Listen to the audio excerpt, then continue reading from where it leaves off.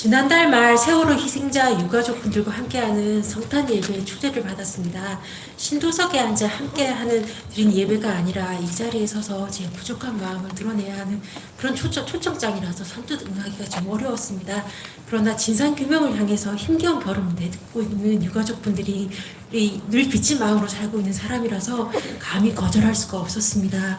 추운 겨울밤 유가족들과 함께 광야에서 성탄 예배를 드리러 여기 모인 분들과 같은 마음으로 이 자리에 섰습니다.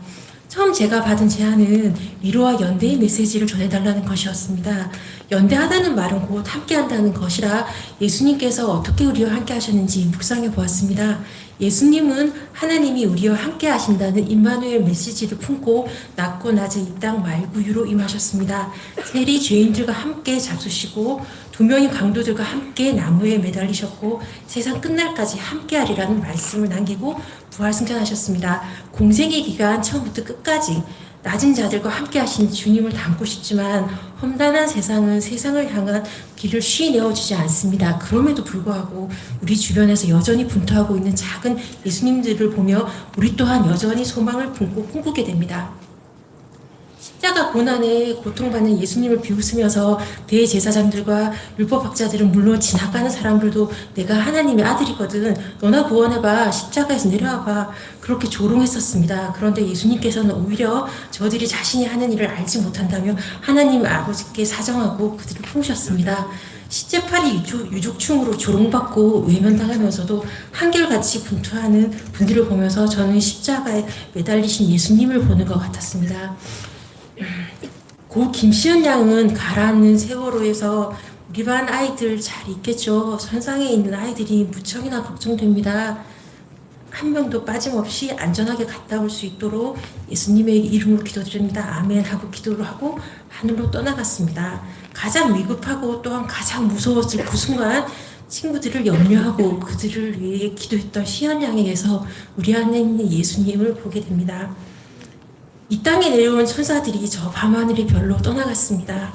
그 304명의 죽음이 억울하지 않도록 헛되지 않도록 진실을 밝히고 재발을 방지하는 것이 마침 그때 세월에 탑승하지 않음으로 살아남았던 우리들 이 땅을 살아갈 후손들이 소상인 우리들의 의무이고 세월호에 있던 304명과 우리와 함께하고 계신 하나님을 믿는 사람으로서의 의무임을 우리는 알고 있습니다. 사도 바울은 여러분은 주님께서 살아계신 하나님의 영으로 가슴판에 쓴 편지라고 하셨습니다.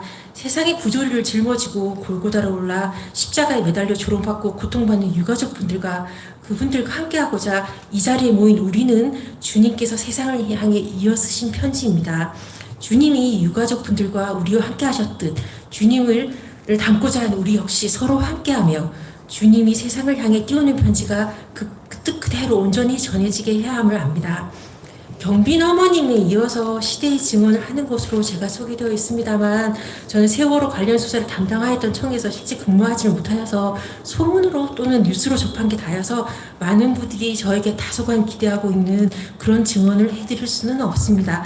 납득하기 어려운 사건 처리를 했던 관련자들의 면면을 보면서 그분들이 좀 적지 않은 분들이 검찰 신호에서 스쳐갔던 인연들이 있는 분이니까요. 왜 저럴까 한탄한 것에 불과합니다.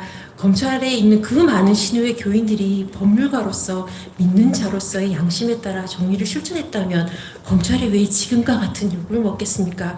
예수님은 재판을 거쳐서 십자가에 못 박혀 돌아가셨습니다.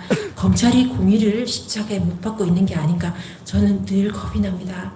저는 가방에 노란 리본을 매달고 차량에 노란 리본 스티커를 붙이는 것으로서 양심의 가책을 걸고 여러 걸음 뒤에 물러서서 십자가에 달린 예수님을 그리고 유족분들을 바라만 보았음을 고백합니다. 입으로가 아니라 마음으로 하는 주님의 뜻을 힘껏 행하는 자만이 진실로 주님을 믿는 자라 할 것인데 제 삶이 버거워서 허우적거리느라 급급했던 제 이기심과 게으름을 고백합니다. 예수님은 그들의 열매로 그들을 알리라. 나더러 주여 주여 하는 자마다 다 천국에 들어갈 것이 아니요 다만 하늘에 계신 내 아버지의 뜻대로 행하는 자라야 들어가리라고 말씀하셨습니다.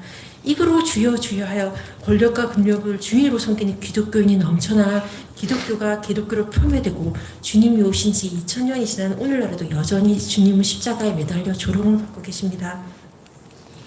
폭력과 혐오, 조롱과 모욕, 환대받지 못하고 여전히 고통 중에 있음에도 세월호 희생자 유가부족 분들이 또 다른 참사를 겪은 이들과 함께 하는 모습에 늘 뭉클하고 죄송합니다.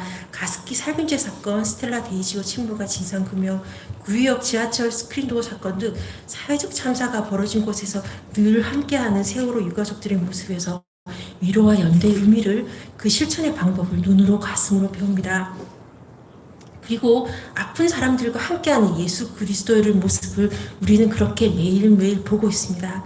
고단한 삶의 자리에서 절망하여 포기하지 않고 몸소 그리스도의 편지가 되신 여기 계신 분들과 저 역시 유족분들과 함께하기를 원합니다. 앞으로 계속 함께하겠습니다.